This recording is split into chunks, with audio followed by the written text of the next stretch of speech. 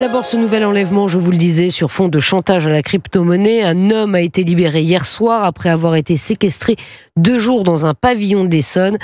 Ses ravisseurs voulaient en fait soutirer de l'argent à son fils qui a fait fortune dans ce domaine.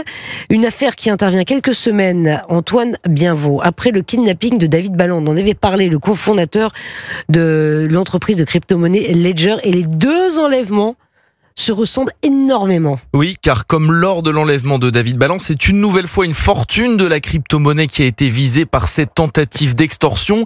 Ce système d'argent virtuel en pleine expansion depuis plusieurs années a créé beaucoup de nouveaux riches qui se sont constitués d'importants patrimoines. Alors forcément, ces jeunes millionnaires attirent la convoitise. C'est ce qu'explique Antoine Chéron, avocat spécialiste de la crypto-monnaie. On a souvent affaire à des personnes relativement jeunes. Ils sont très médiatiques. Ils ont un patrimoine qui est extrêmement connu.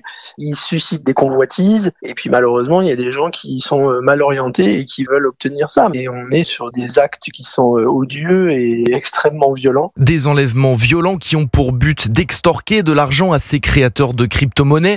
Le système semble parfaitement rodé, d'autant que cet argent virtuel est très facile à faire disparaître si la victime paye la rançon. S'ils ont été intelligents, ils ont demandé à ce que ces millions d'euros soient donnés dans une crypto, qui soient mis sur une clé USB. Ils récupèrent cette clé et n'importe qui, détenteur de cette clé, est capable d'acquérir ce patrimoine. Donc si vous mettez 10 millions d'euros sur une clé pour la dépenser dans n'importe quel pays dans le monde, personne va pouvoir voir que vous êtes le détenteur de la crypto-monnaie. Selon les enquêteurs, les ravisseurs de l'homme retrouvés hier en Essonne demandaient bien plusieurs millions d'euros pour sa libération, mais aucune rançon n'a cependant été versée selon la justice.